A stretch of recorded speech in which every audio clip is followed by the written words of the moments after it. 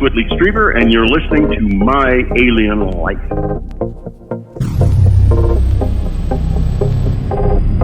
So, and we go out to Alpha Centauri, and there's one of the planets there, Goldilocks planet. We cruise on in, and it's got life. It's got a biosphere. No advanced beings really. A couple of species look interesting. And so, what would we do? We go, okay, got a biosphere here, and head on back. No, we would start taking samples. We would study it. We would have the unbelievable opportunity, with great precautions, to analyze life on another separate biosphere. Unbelievably scientific gold. The Russians know the ETs are here, and we think they have craft. The Chinese know the ETs are here, and they may have craft. And for the next year or two, it will be ETs 24/7. Old research examined, citizen science work examined, government coming out with new information, releasing this, releasing that, declassifying that. A flow of information into the world about the phenomena until the whole world has got a pretty good idea of what we know so far. My Alien Life is recorded high atop the Northern Rocky Mountains and is heard all over the world, and you can listen everywhere fine podcasts are found. My website is www.myalienlifepodcast.com. There you'll find links to every episode, stories, photos, and much more. I'm your host, Cam Logan. This is My Alien Life, and the podcast starts right now. My Alien Life Podcast.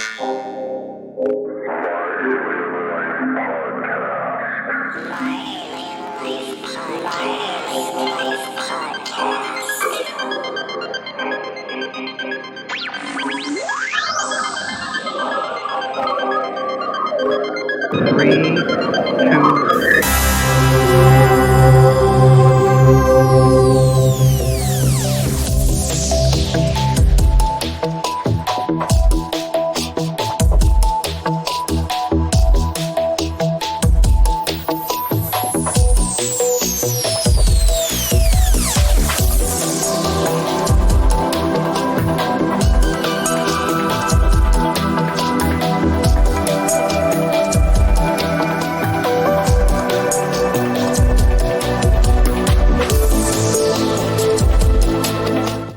Because of developments in Washington, D.C. over the years, Stephen Bassett and Paradigm Research Group has relocated back to the nation's capital to renew engagement of Congress and the political media. Stephen will stay until disclosure has been achieved. We will discuss that and more tonight on My Alien Life.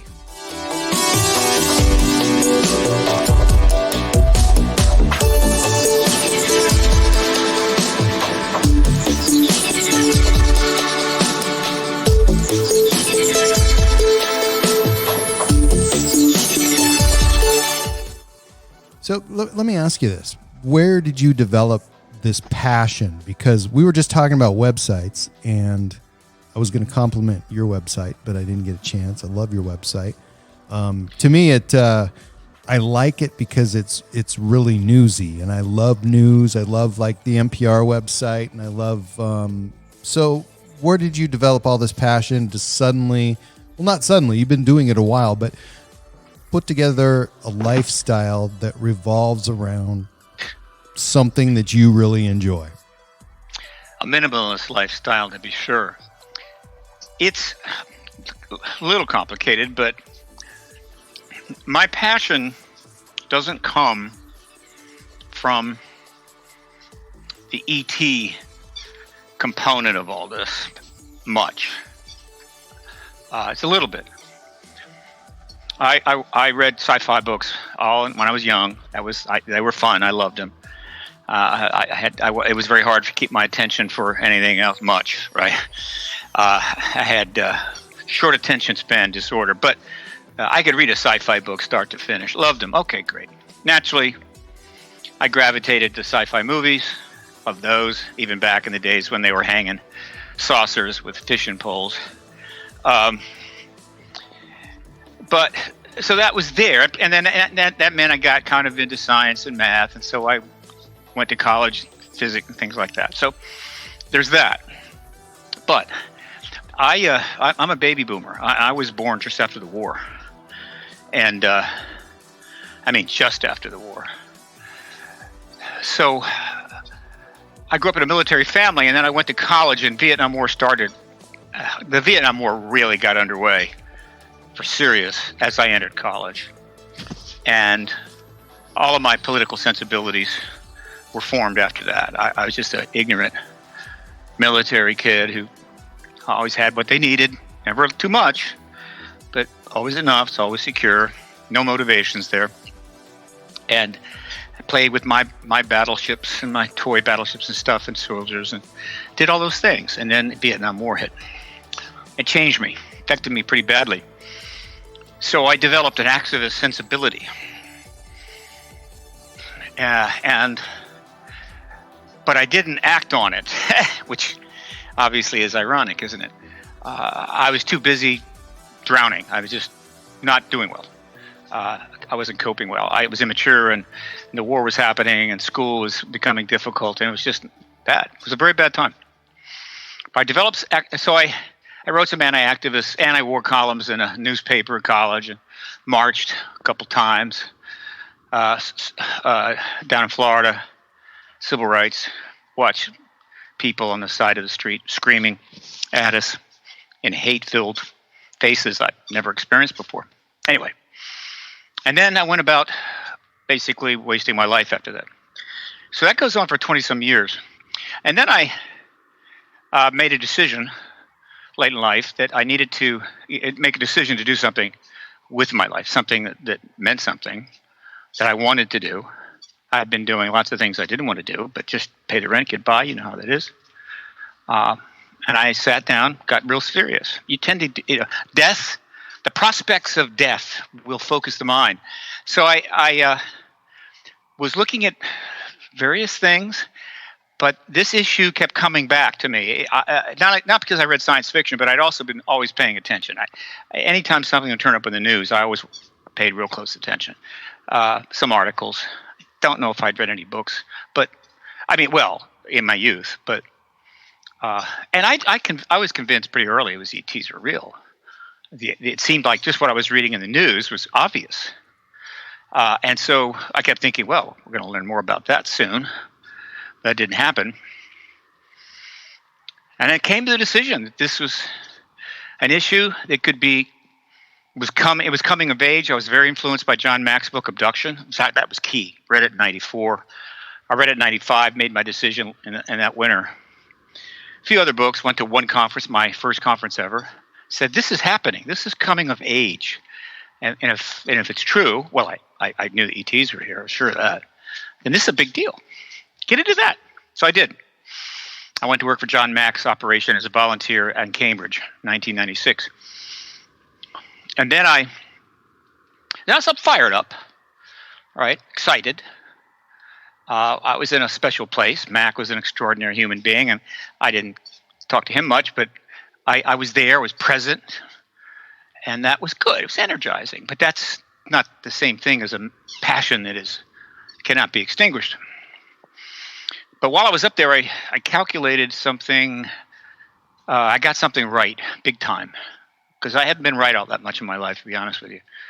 And that was that the reason this was so confusing, this issue, was not because there wasn't enough science to prove it. There was more than enough evidence to prove it.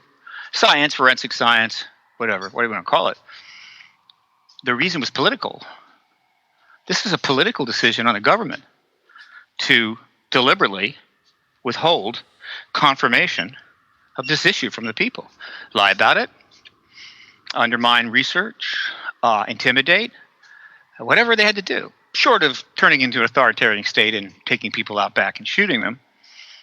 And therefore, the only way this is going to be resolved was political. And so I got this idea. That's what I'm going to do. I'm going to get involved in the politics of this issue, which there wasn't much. And what little there wasn't even known. So I said, that's what I'm going to do. And I knew Washington. I'd lived there many times, had family there. So I went to Washington and set up an office and filed as a lobbyist with the House and Senate, knowing that the Washington Post would find that interesting.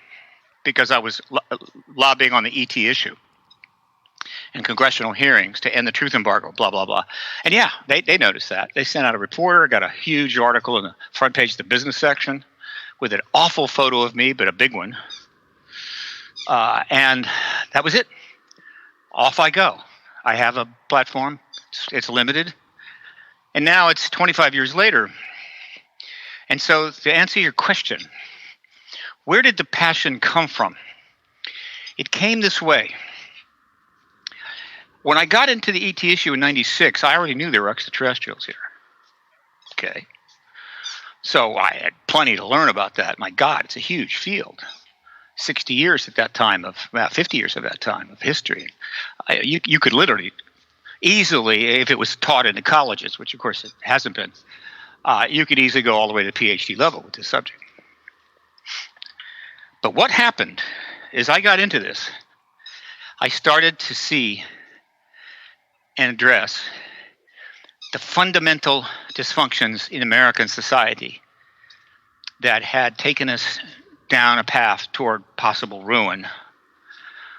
The dysfunction that led to the Vietnam War, that led to the Iraq War, Second Iraq War, the Afghanistan War, and a lot of other stupid policies. And I realized that how bad it was. I knew it wasn't good, but I didn't understand how bad, and I didn't understand the sort of moving parts.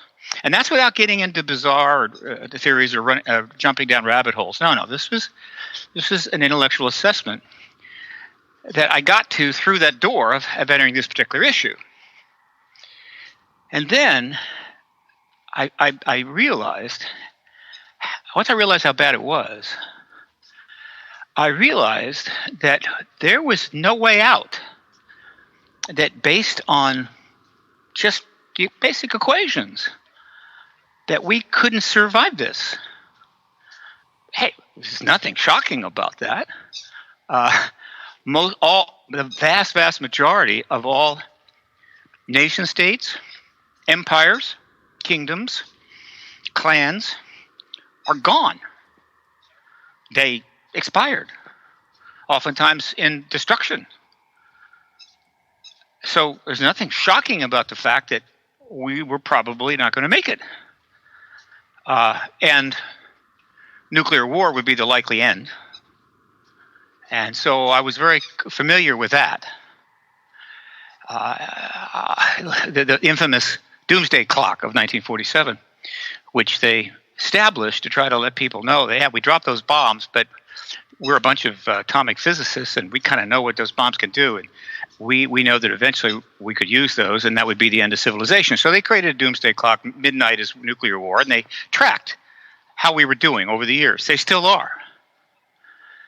So I grew up, and then I've reflected back, and I realized that I was born in December of 1946, conceived in early March of 1946. Within just a couple of months of my father being mustered out of the Pacific, where he had served as a Navy medic. He was at Guadalcanal. But it takes time to get the soldiers home once the bombs were dropped and the peace thing was signed, so they mustered him through Australia. He got back to Mare Island, was immediately shipped to Bethesda, met my mother within weeks. He'd been away a long time, right? They hit it off instantly and got married shortly thereafter. I was immediately conceived. So my very birth, my very existence, is a short, straight line right back to the two bombs dropped in Japan. If they don't drop them, if they decide not to, I don't get born. If they wait a month, 2 months, I don't get born. I'm literally connected to those two bombs. Nuclear child, I like to call myself. So the fact is, I grew up my whole life, starting by the time I was a teenager. I'm going to get about 18, 17, 18, right in there, 16, 17, 18. I was a smart kid. And I did the math. There's no way we don't have a nuclear war. Right? Even, well, of course, in 62 with the Cuban Missile Crisis, I was 16. And whatever my thoughts were, that got my attention. I paid more attention after that, but it was increasingly clear as I became 20 and then 21. I'm in college. We will have a nuclear war. It is absolutely inevitable, and that's it. And I'm not the only one. This was a very substantial view of a very large number of people. It hasn't been polled that I know of. I'm going to check that. But a huge number of the American people have lived the last 70 years, or at least a good part of the years from 47 on, believing that a nuclear war was coming. And they had a Damocles sword hanging over their head. Whatever they did, kids, grandkids, whatever they wanted, whatever their hopes and dreams were, all is going to be gone. Because that's what humans do. They build and then they destroy. Or someone else destroys what they build. And then they return that destruction and destroy what they build or whatever. And it all comes to an end. That was virtually a key component of my worldview. There was no future. Nothing has happened since then on the part of the politics of nations to convince me yet that we're not going to have a nuclear war. And matter of fact, the Cold War, which was our opportunity, when it ended, was our opportunity to start correcting things. We turned that in a short amount of time into Cold War II. We're in Cold War II right now. New weapons are being developed all the time. Worse weapons, more dangerous weapons. And the doomsday clock is now 100 seconds, a minute 40 to midnight. It is the closest it's ever been. Closer than the Cuban Missile Crisis, closer than the Berlin Crisis. We're 100 seconds from nuclear destruction. And recent developments of just the last 2 weeks, I can go into them or not, it's your call, but the point, have shown that to be absolutely true. And so the human race, bless its heart, is pretty much set to repeat what it has been doing for 12,000 years. Prior to the flood, I think we had some civilizations, nothing great, but substantial. I don't know what they were doing. Maybe they were nice. But since the flood, it's just been endless war and slaughter. Hundreds of billions of people have been slaughtered in wars for the last 10,000 years. So I always felt that way. I still technically do. But early on, I realized there is a way out. There is a way out. We can get through this and still with plenty of issues and problems that could be solved. But if we don't get through the nuclear war issue, it doesn't matter. And the way out was this. We had to have disclosure. Capital D, confirmation of the ET presence by governments. They had to confirm the ET presence to the world, to their citizens. All of them, all 7 billion. Or 4 billion, or 6, whatever the hell the time was.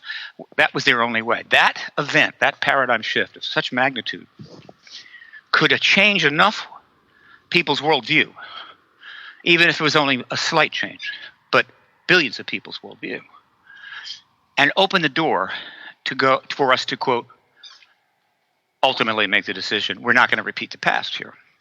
We're going to keep this world, we're going to keep this civilization, we're going to try to make it better, but we're not going to destroy it. Certainly not with nuclear weapons. And then, not much later than that, after learning more, knowing more, and thinking, well, all I do is think about this. I have no other life, trust me. Nothing, believe me. I don't even bowl. So it's like... You don't bowl? What kind of guy are you? I don't even bowl. So it's like, there's a famous book called Bowling Alone. I don't even bowl. So that's isolated. So the point is that I realized, and I'm absolutely convinced that I can talk at huge length, that the reason for the explosion of ET sightings in 1947, a lot of activity on the part of probably multiple species, including some less advanced than others, resulting in a couple of the less advanced crafts crashing and being retrieved. There have been others, we think, but 47. The reason that all happened and started then, just a couple of months after I was born. I mean, with a month after I was born, the sightings started picking up. By the time I was 6 months old, we had Roswell. The reason that was happening is because the extraterrestrials had made a decision to change the rules of engagement with our society, our world, because the bombs were dropped on Japan. Not tested. That wasn't quite enough. But we dropped them. Not only We didn't drop them in the Bay of Tokyo. We didn't drop them just offshore in order to convince the emperor to surrender. We dropped them on 2 cities and killed hundreds, ultimately with after effects, hundreds of thousands of men, women, and children, mostly civilians. And that's when the ETs decided, okay, now we have to change the rules of engagement because time is limited and we have a job to do. And that everything has happened since 74 years on now has been a process encouraged by the extraterrestrials, somewhat assisted by the extraterrestrials, leading us to the ability, the willingness to finally acknowledge their presence without them forcing it on us. Self-disclosure, not force majeure disclosure. Not just by a few scientists or a couple of wild-ass researchers, but by the President of the United States and the President of Russia and the President of China, the Prime Minister of Canada and in the UK and France, all of them. That is what has been in play. That's the ET agenda, fundamental agenda. There's other things. But why? Because they have been around. They've been around a long time. This isn't their first rodeo. They probably had a pretty good idea where we're heading as early as 1900, when the atom science started to develop rapidly, and of course relativity comes into play shortly thereafter. They had a pretty good idea where we're going. They knew our population was going to quadruple in 100 years. They knew all these things. How we handled it, though, wasn't clear. Well, how we handled it was, we kept breeding people like crazy, got to over 7 billion, built huge numbers, almost 85,000 nuclear weapons. We're down to 25,000, but they're even more dangerous than the old group. And therefore, they had to intervene. And by intervene, I mean in a special way. They were already dealing with humans. They were already abducting or making contact with humans for their own reasons. Individuals, right, by and large. This wasn't formal engagement of the human race. This was dealing with individuals for their own purposes. But that's not what's in play now. That's not what we're headed for. We're headed for open contact. And fortunately for us, it is their approach that open contact has to follow disclosure. In other words, we're just not going to suddenly throw ourselves out in the open completely and engage them head on. We're going to give them time to acknowledge our existence to themselves, the whole planet, the whole globe, because we are a planetary civilization. This isn't ancient aliens. This isn't 3,000, 4,000 years ago. They could come down, do whatever they want, party, play sports, and then just leave, take all their stuff with them. And it's not that. This is a global society, sophisticated, high tech.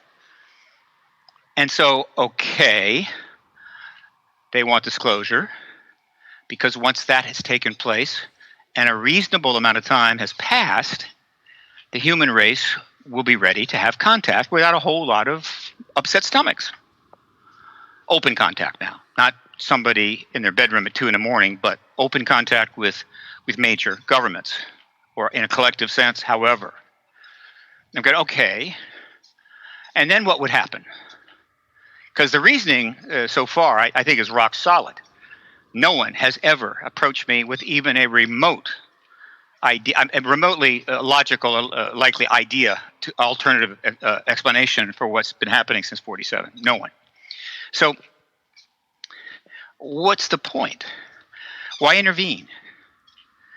Why have they shut down missiles at our tests on our nuclear sites on a number of occasions, and the Russian and Soviet nuclear sites on a number of occasions? Why did they do that? And then pretty much it follows. What happens is this. We disclose. It's worldwide. Just about anybody and everybody is going to throw themselves into the subject. Even the general population will be glued to every word. And for the next year or two, it will be ETs 24/7. Old research examined, citizen science work examined, government coming out with new information, releasing this, releasing that, declassifying that. A flow of information into the world about the phenomena until the whole world has got a pretty good idea of what we know so far. Tech and agendas and all that stuff. And at that point, because humans have a very short attention span, get bored very easily, it's like, okay, we got it. And then open contact. I say 2 years from disclosure, which should happen this year based upon what I'm seeing. And then what? Do we finally find out why all of a sudden in 1947 there's saucers all over the friggin' planet? Then what? This is my call. I wish I could put a bet on this at William Hill in the UK, but I don't think they have this bet. I did make several extraterrestrial disclosure bets. One of them I had 300 to 1 odds. I could book some. I could book some bets on that. I mean, we could pull it up. We'll see. But the then what? Here's the then what. The ETs are going to do something that humans would do. We would do exactly the same thing. No matter how, even though they're far more advanced than us, though how far I think is exaggerated, what they are going to do, in my view, is something that humans would absolutely do. It's not even a debate. Okay? And so let me put it this way. 40 years from now, we cracked relativity, get the workaround. I got a bunch of scientists on my email list that are passing theories all the time. Several believe they've actually solved the problem.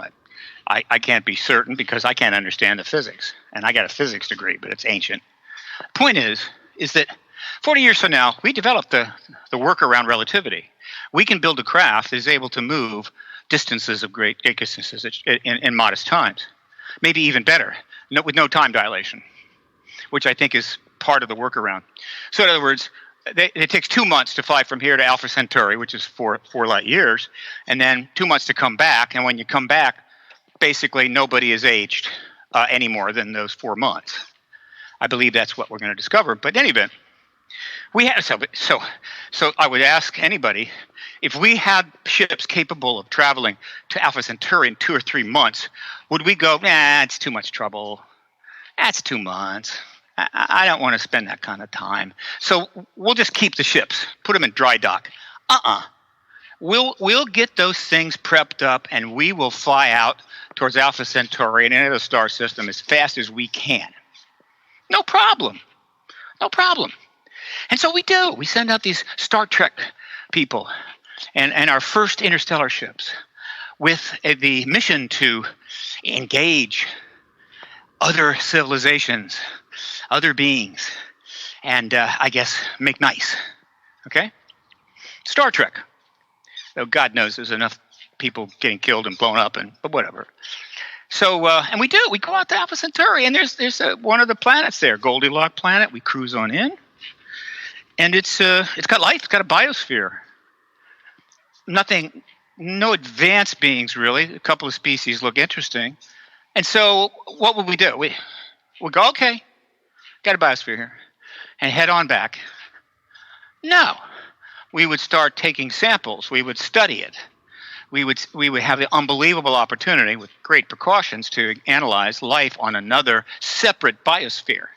Unbelievably scientific gold. And then we'd take it back. We would interfere, though. We would interfere. That would be wrong.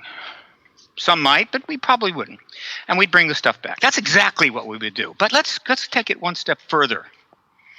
We arrive at that planet, and we discover a civilization kind of where we are right now. And we're looking at it. We have some cloaking technology too. We're very close to that, by the way. So we don't show ourselves, but we're watching what's going on, and we discover that this civilization has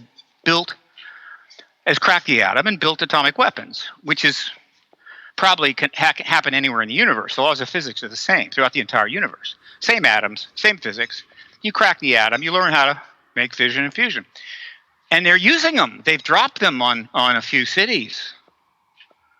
They've killed hundreds of thousands or more of their own people. And maybe even there's indications they've had many wars. In other words, they're nasty. They have some good qualities, but they're nasty. And then we learn, very shortly after, that they are about to solve relativity too. they're going to have interstellar drive. They're going to be able to travel to our solar system in a couple of months or anywhere else they want to go. And we're pretty convinced that they are not going to go unarmed. They're going to put those atomic bombs and other atomic tip missiles, whatever the hell, and they're going to put them on those ships just to be safe. A lot of unknowns out there, a lot of known knowns and known unknowns and unknown unknowns. All that stuff is out there. Going to put those weapons on there and head on out. And what would we say to that? We would say that cannot happen. We're not going to just, looks like they're going to be a problem. Let's head on back to Earth and hope for the best. We're going to say that cannot be allowed to happen because they can come in from any angle. Wouldn't see them.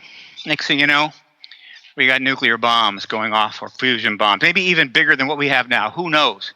They are an absolute existential threat to us and any other system out there, particularly, obviously, systems that don't have interstellar drive themselves, don't have defense capabilities. So, frankly, there is no defense.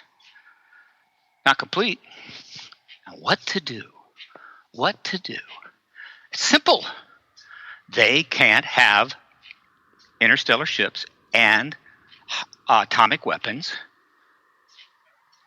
So we're going to have to prevent that. How do we do that? There are several options. 50 years from now, we'll continue to build our weapons, probably, God bless us, unless we have this massive paradigm shift.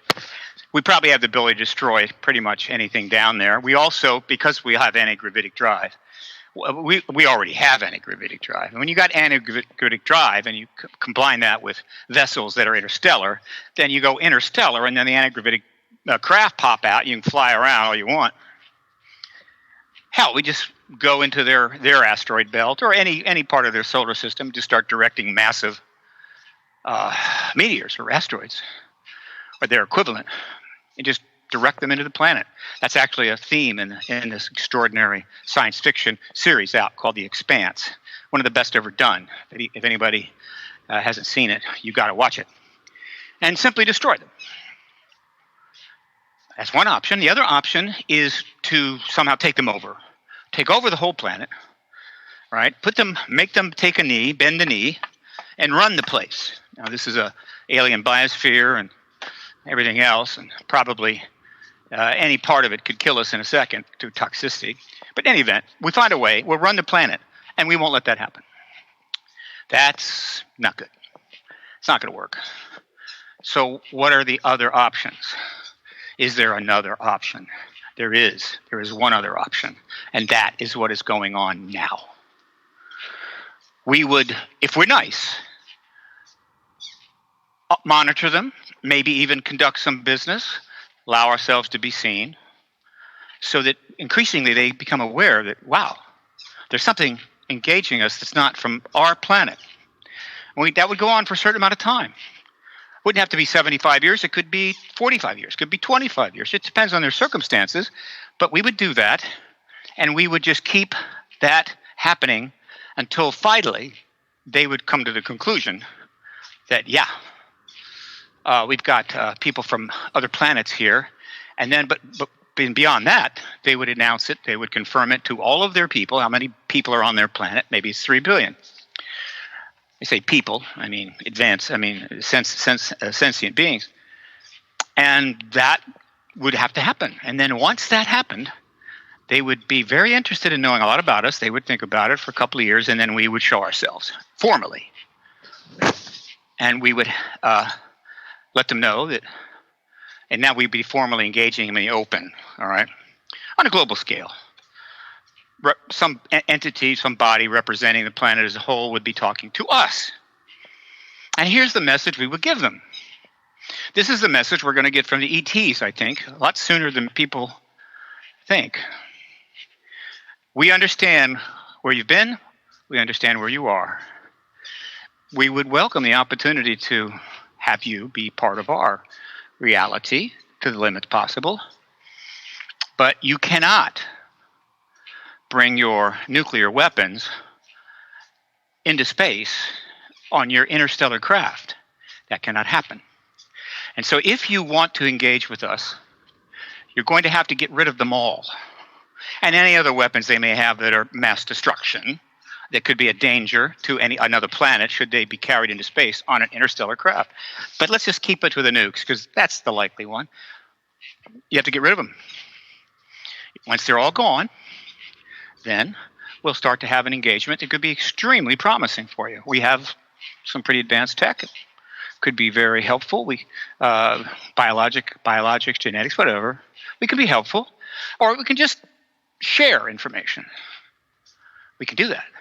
But if you don't get rid of the nukes, we're not going to do that. We're not going to destroy you. But every single attempt you make to build an interstellar craft, we will destroy that. You'll never get off this planet, or you'll never get out of your solar system. Send your probes to Planet 6, Planet 5, Moon 4, whatever, but you're not leaving the solar system. Make your decision. That is what we would do. There is absolutely no possibility we would not do that. We would have to be insane not to do that. And that is what the ETs are doing. So, if we get disclosure this year, I think 2 years is enough, we'll have open contact. And that's when they're going to tell us, you've got to get rid of the nukes. They've already given us that message. Every time they turn them off, they're basically saying, get rid of them. They've said it to us. They've said it to the Russians. They've even been more emphatic than that. They haven't just turned them off. On several occasions, documented witnesses are available that turned them on. Set them into launch sequence. You got guys running around the silos out of their minds trying to turn them off. They can't. They can't stop the sequence. And so they're about to launch. And once those missiles launch, that's it. That's the end of civilization. And then just before launch, they stop and are brought back to normal. And that's about as strong a message as you could possibly give even the nastiest Russian or Soviet or American or Chinese or French. We can turn them on, we can turn them off. Why in the hell do you have these things? And so we'll have that decision to make. Not only that, we have already had 2 years of a worldview change of seismic proportions in which we're reevaluating our role in the world, our place, our race, our government, what we're doing, how we're acting, given that we have neighbors, given that we have other civilizations that may be better than we. And that may have already set things going in the right way. But if they pull the stunt, I think they're going to pull the act I think they're going to pull, we will finally get rid of the nukes. We've tried and failed over and over again to get rid of the nukes. And now we're in a nuclear escalation. We're in a nuclear weapons race again. 70 years after World War II. It wasn't enough. We're going to do it again. And so there is my passion, my friend. I am a political activist disguised. I'm an anti-war activist disguised as an exopolitical activist. And my passion is the fact that I think I'm involved with what could be the answer to our dilemma, what could end up saving the entire planet, the human race, from the self-destruction is so passionately been trying to achieve. And the ETs are helping. The question is, how far will they go? They can stop missiles. If there's an accidental launch or we launch 25 missiles, I assure you they can stop them. Would they? Are you willing to gamble that? I don't think they would. So that is why I'm passionate. That's a thinly veiled disguise. Well, it's only been in the last year and a half, 2 years, 3 years, that I have gone there. Right. I first said that I was really an anti-war activist, I think about 19 months ago, somewhere around there. First time after 20-some years. I don't know why I waited, but I guess it was felt it was the right time. And so I watch the wars continue. I watch the slaughters continue. I watch the stupidity, the arrogance, the ego continues around the world every day, always something else. And if it wasn't for the ET reality and the work that I'm able to do to maybe help resolve this issue, I think I'd check out. I don't need to stick around to watch the human race finally pull the plug on itself. Who needs to see that? right? It took 3 billion years, maybe a little longer than that, 3.5, I forget, for us to initiate in some primordial slime, and then as a result of untold deaths of creatures, well, probably 10 to the 80th power, pick a number. You can't almost pick one big enough. Ultimately, we evolved to be a sentient species. It took that long and create a civilization. And we've been trying to blow it up for 70 years, on the verge of it for 70 years, and undo 3 billion years of evolutionary development, producing the most complicated thing in our universe, the human brain. Yeah. I can't imagine any ethics in any species out there that would not find that to be profoundly bad, stupid. So humans, as most people know, are capable of hard to imagine brilliance and beyond belief stupidity. We have this broad spectrum. And it's the stupidity that will kill us. But yet, the brightest of us have serviced that stupidity over and over again. So this is so the passion. Another way of putting the passion is this: I had a very mundane, unremarkable life, and by sheer luck, I ended up getting involved in something so much bigger than I could ever imagine, and be able to have some small part in it. Those odds are very high. So I'm passionate about my good fortune. But more importantly, we can't go on. I mean, another report just came out. This century is a disaster. We're not going to get out of it. I'm not just talking about global warming and the water's going to creep up high. It will, but unless we do something. But the point is that, no, we're not going to escape this century. And so, what? Well, a lot of the people writing these reports, whether it's the Department of Defense, the CIA, the Club of Rome, there's several other groups that are doing these on a regular basis, heavy-duty research. A lot of them they don't factor in the ET issue. They don't even mention it. It's not even there. It doesn't exist. Whether the authors know anything about the ET reality, I don't know. I know some of them probably do, but they don't mention it. They just give us this long report that very logically lays out why we're screwed. And there's no mention of a potential way out. Because I guess it would taint the report. Because as we know, there are no ETs. UFOs are imagination. And that's the government propaganda line. So even the brightest amongst us writing extensive futuristic reports have to stick to the truth embargo, which, of course, is part of the reason why we haven't resolved this yet. So the truth embargo, in a sense, is the key to get through the door. In other words, the truth embargo is what's preventing us to get this resolved and move forward. It has been for 75 years. The basis for it has changed over the years, but overall it is the key that must be turned. We have to end it. If we do not end the truth embargo, we don't go through the door, and we have the nuclear war. That's the simple math. It's not more complicated than that. And so when I talk about the truth embargo and I talk about disclosure with a capital D, there's a whole lot behind those two simple ideas. Tell the truth, right? And the truth embargo, tell the truth to the American people, to the world's people, that they're not alone. And then focus on that and see what happens. It's as simple as that. Don't you find that that there could be a valid reason, and I'll qualify this by saying the words national security, and the reason why I think that is, well, to conceal the existence of extraterrestrial intelligent life other than our own. Where there's knowledge, there's power. Where there's, these things, these people, from somewhere else, they have harnessed some sort of unbelievable power that obviously we would like to have. If there are subtle nuances and hints that we could possibly have that power, have tapped into it or met that,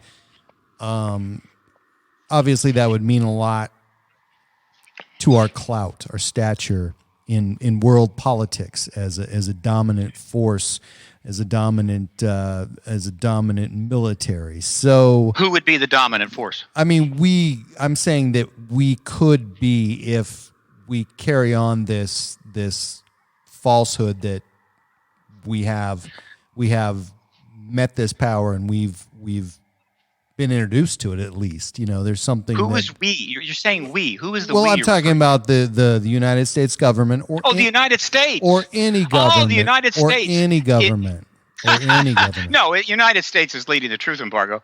So you're saying, is it possible that we are working feverishly on re-engineering what tech we Not have at from all. them, which we Not have? at all. I'm just saying that we carry on this lie that we possibly have some information, and information is power, even if it doesn't exist. I mean, it's a bluff. It's a bluff.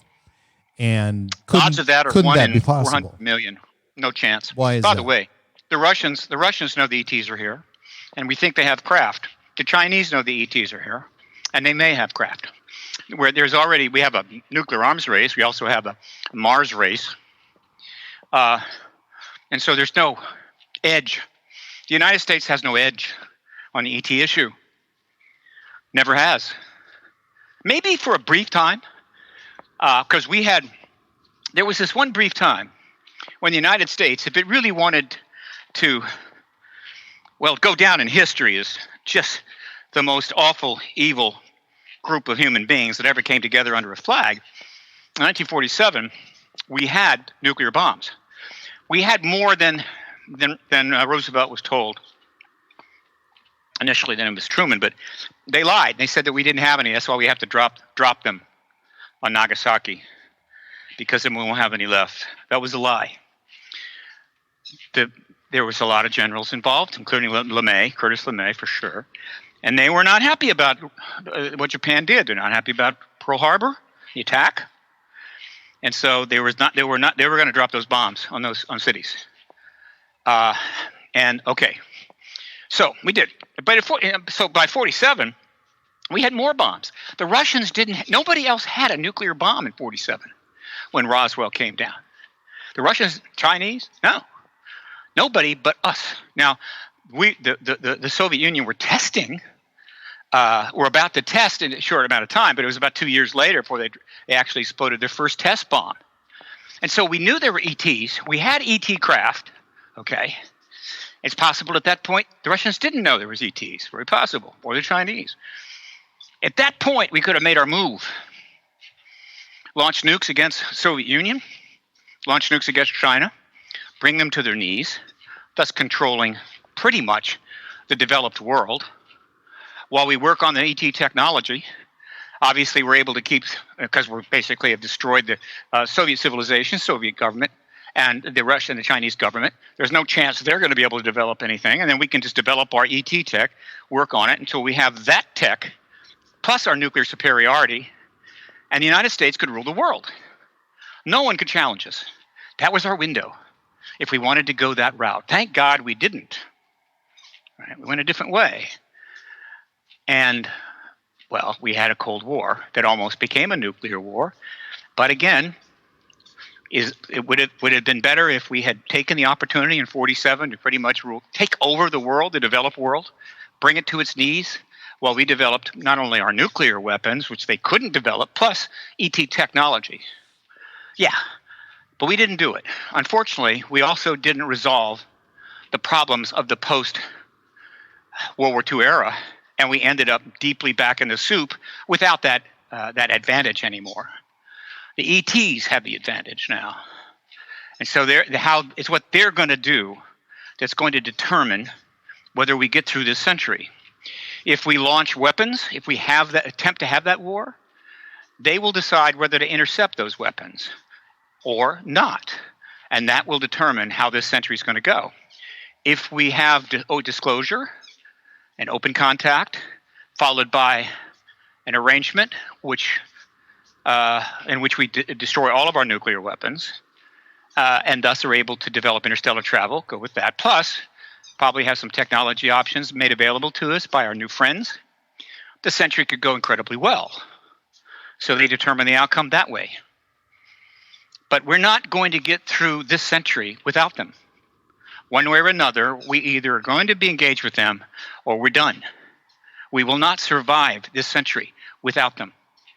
And I would be happy to debate the smartest goddamn political scientist at Harvard would dare put out on a stage with me, because I'm a crazy ET exopolitical activist talking about things that don't exist because the brilliant political scientists at Harvard bought the government's propaganda.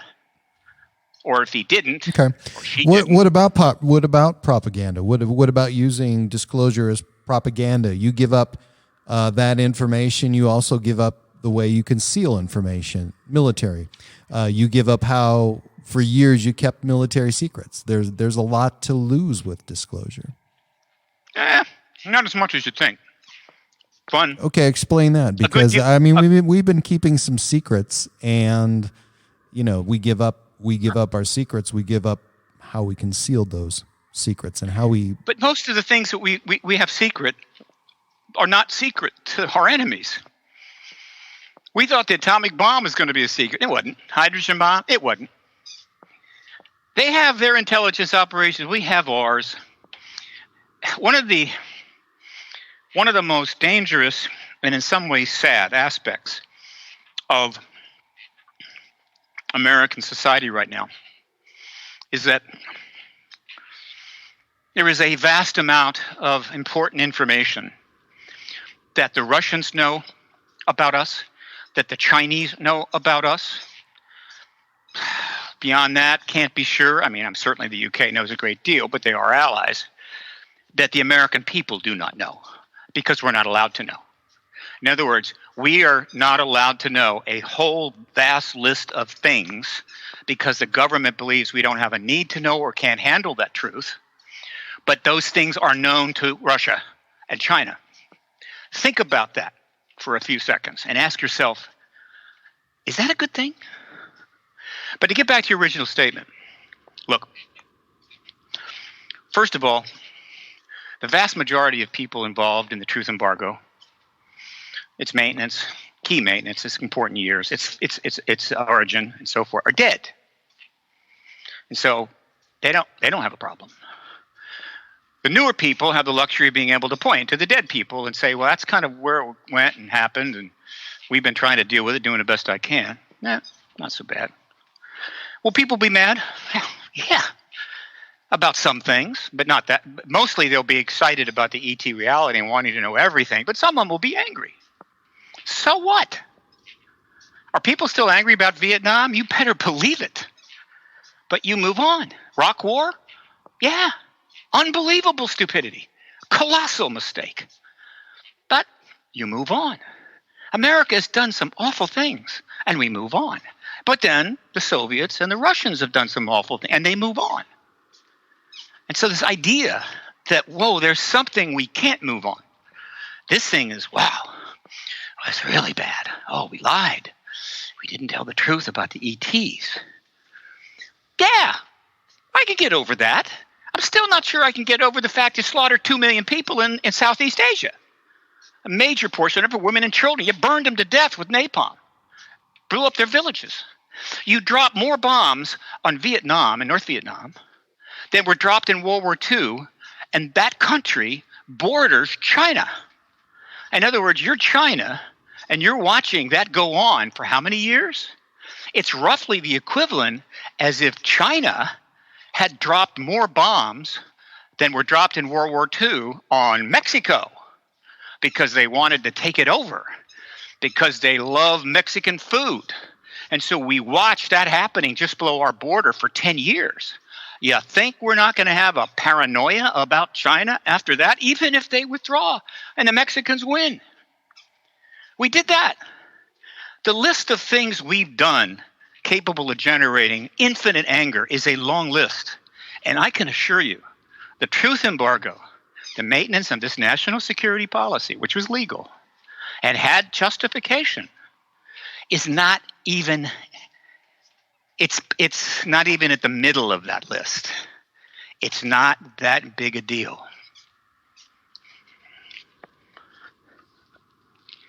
Okay. As I say, I'm a political activist as well as an exopolitical activist. But I don't get into that very often because some people would be offended. I get that. And I don't want to offend people. I want them to support the disclosure movement. But sometimes it's necessary to lay it out there and tell the truth. Well, I say tell the truth. To be frank, I can skirt those kinds of things. But everything I just told you is absolutely true and relevant. Without getting into whether, the Democrats did the war, the Republicans did the war, or whatever, who signed off on it, who didn't. That's what happened. That's history. The question is, how much more of that is going to happen? What's so special about this planet? I mean, why us? I mean, obviously, it's doubtful that they could live here amongst us. So, what's special about us? First of all, you can be assured we're not the only planet they've ever engaged. We're not unique. Well, we are unique. We're unique. We are unique in this respect. And that's not trivial. It's very important. You've got two planets that are 100 light years apart. Let's go back 3 billion years, 4 billion years. How many billion years you got to go back? And those planets have formed around a sun. And they're in the zone where water can be sustained. And so they develop, obviously, substantial oceans like we did. And then slowly but surely, through a process we don't fully get, though I think panspermia may very well be key to it, life starts to develop on that planet. And over the next 3 billion years, whatever that life is like, it evolves. One thing is almost certain. Whatever life is like on another biosphere, it probably evolves almost certainly under Darwinian principles. The survival of the fittest. A constant back and forth in which animals eat other animals and what have you, and some flourish, some don't. It's hard to imagine any other way that could go. In any event, so that life slowly evolves for 3 billion years until one day there is a life form on that planet with a brain, is good or better than ours, and some kind of digits. Got to have the fingers. If you don't have something equivalent to fingers, that you're not going anywhere. You'll be very smart, but you're not going anywhere. And in that regard, I refer to the dolphins and the porpoises. They're probably as smart as we are in terms of brain capability, but they don't have the fingers. They just got flippers. What do they need those for? Where do they need to go? I mean, they've found their place. In other words, without the fingers, you reach a point where you can go no further. All you have to do is add fingers, and there's virtually no limit. And so, but dolphins and porpoises, even whales, hopefully they'll be around 1 million years from now. But they're never going to build a computer or a rocket, right? They're never going to have a cell phone. It's okay. You can be smart and not technologically capable, but the moment you add fingers or something equivalent to that, then off you go, because now you can engage the physical world in very and become closer ways to your ultimate demise much quicker. Well, but you keep advancing. You may end up with a demise. It doesn't automatically follow. I don't think I can easily imagine a human race circa 1900 that for various reasons did not have all the wars and slaughter that our race has experienced. It's not impossible. It's not locked in stone. So it's possible we could have been in a very different place when the ETs decided to engage us. But yeah, it can also lead to slaughter. Once you can engage the physical world and manipulate it, then you have the ability to access its power. And depending upon where your worldview is and a million other factors, it may go well, it may go poorly. But the point I'm making is that every biosphere that has developed that way is unique. It is impossible. The odds are beyond Powerball, let me tell you. Maybe another 2 or 3 magnitudes beyond Powerball for 2 separate planets evolving over billions of years, ending up the same. Can't happen. And so, in that sense, we are unique. Now, that's powerful, because even if there's a million full-blown civilizations in our galaxy, and I can pick that number, I could pick 10 million, I could pick 500,000, any one of those numbers is possible. Every one of them is different. And so if you are a scientist trying to understand the universe, studying things, which is what we do, the good people amongst us do, then you have, to the extent that you can engage, countless unique biospheres with different biology, different chemistry, not the same elements, the same laws, but arranged differently. Wow, an endless array of interesting things to learn.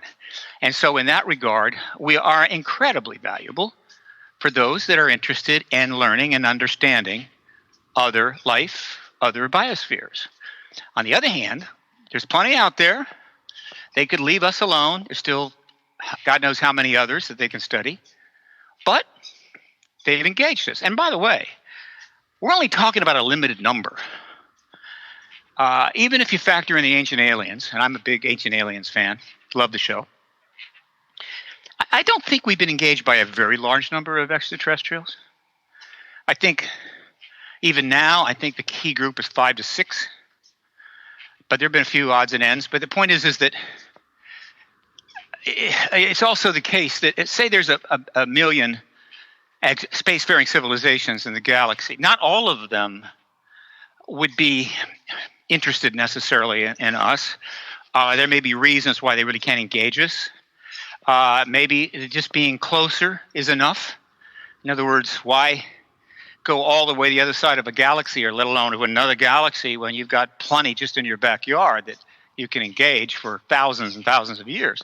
And so it could be that, but it's not a large number. But as I said before, if 50 years from now we had interstellar travel and could go to any planet system within 50 light years, we're going. Hell, we'll build enough ships to go to every one of them. Somebody raises their hand and says, no, let's just stay here. Ain't going to happen. And so we would do what they have done. Only obviously initially be kind of crude. Might not go well. The point is, once we have interstellar travel, that's where we're going. And we're closing in on interstellar travel. 150 years after Einstein's relativity, we're probably on the verge of the workaround to that, just in 150 years. Now, imagine where will we be in 300 years.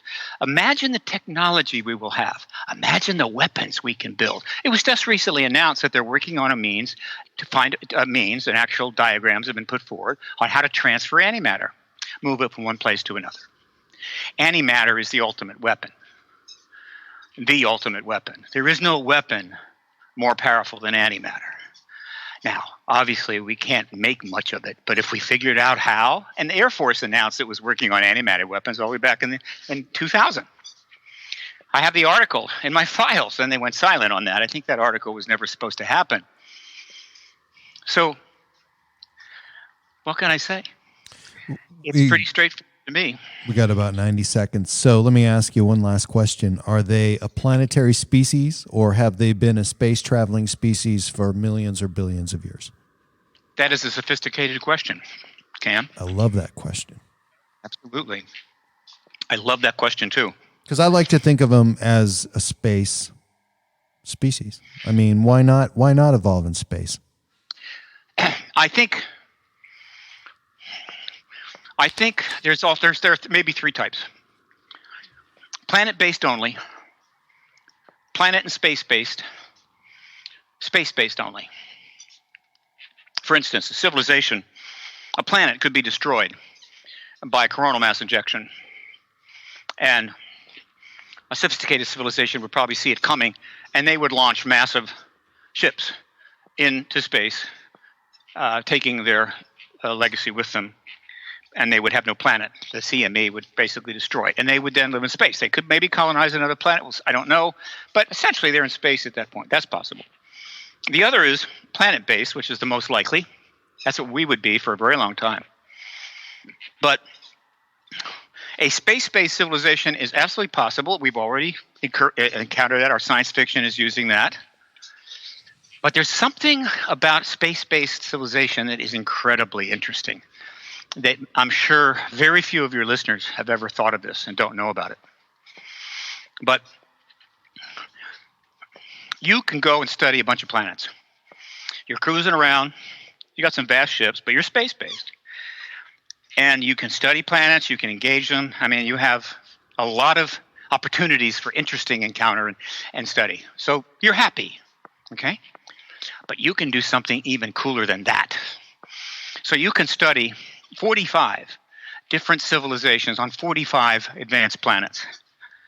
And then you take your craft, which is interstellar, means you can travel large distances, and you find a reasonably not too large black hole.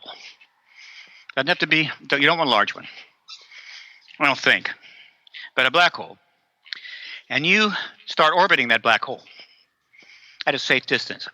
Now you slowly bring your craft closer and closer toward the event horizon. Now, obviously, you're going to have to go faster and faster in order to do that, but you can't go too far. You can't go too far because if you go too far, you're sucked in. But you get to a point that's safe, but close to that event horizon, and you just cruise around that black hole for a while, maybe a year.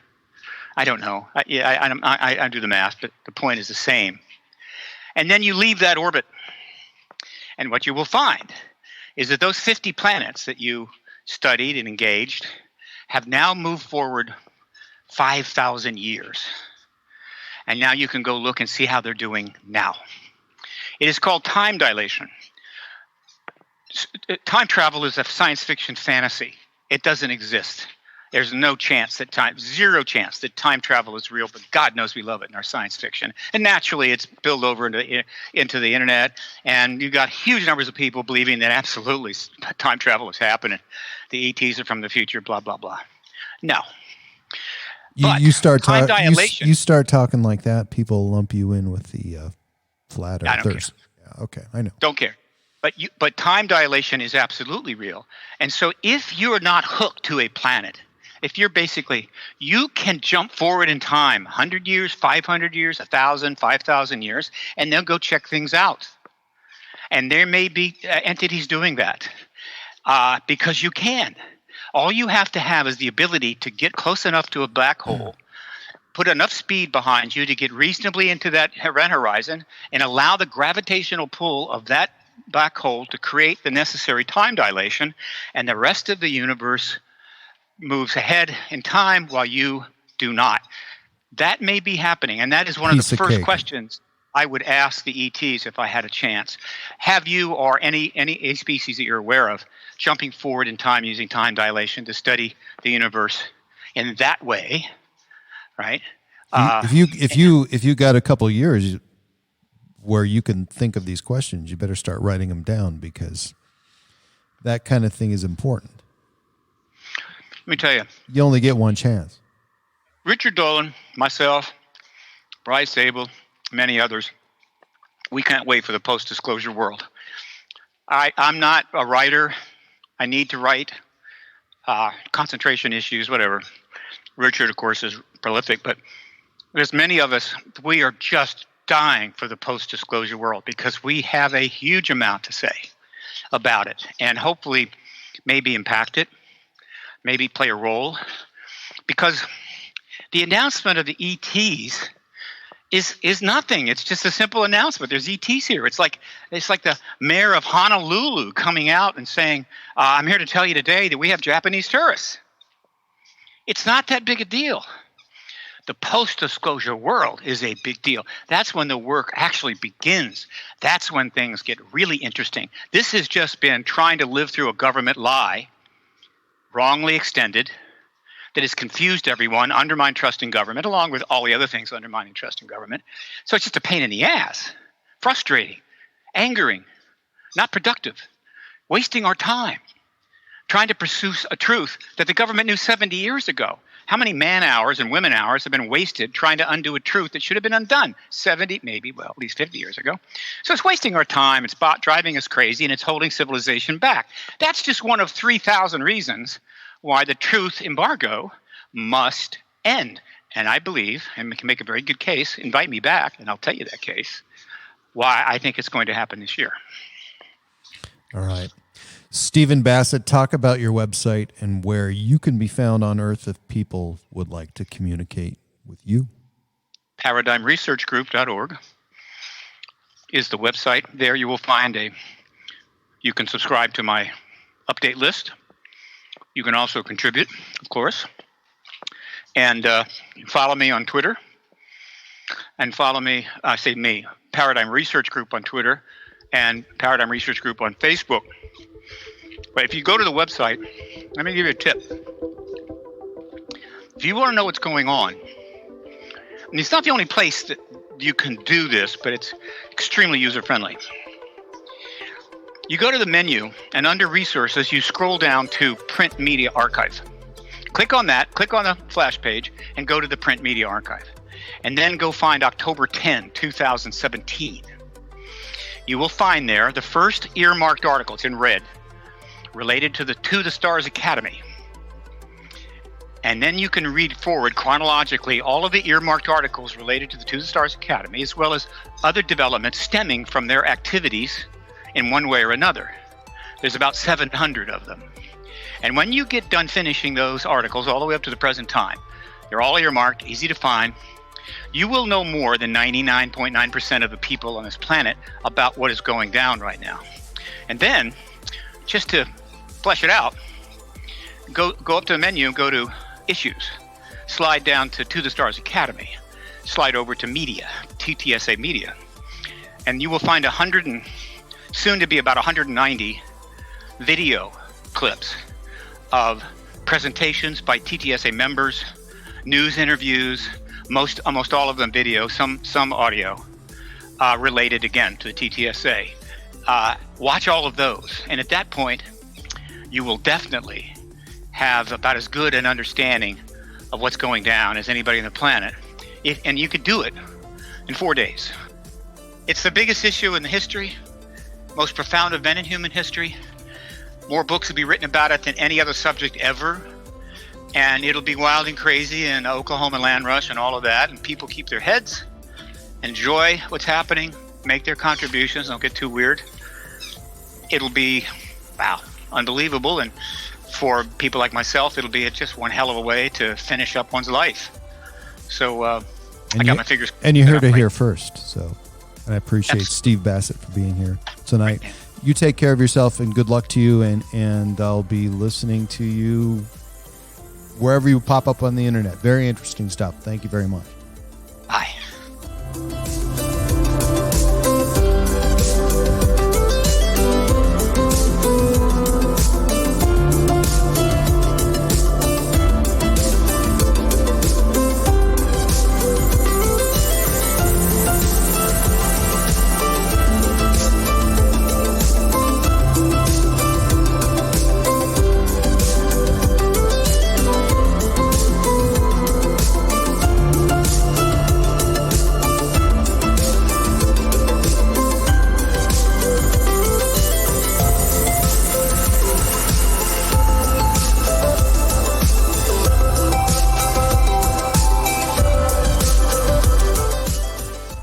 You can find my website at www.myalienlifepodcast.com, and please subscribe to my latest downloads at iTunes, Spotify, Stitcher, and at podbean.com. And please follow me and like me on Facebook and Twitter. My Alien Life is written and produced for broadcast at Studio 254 in the Northern Rocky Mountains. The music you are hearing is produced and created by Elion. You can find all Elion's work online at Heart Dance Records.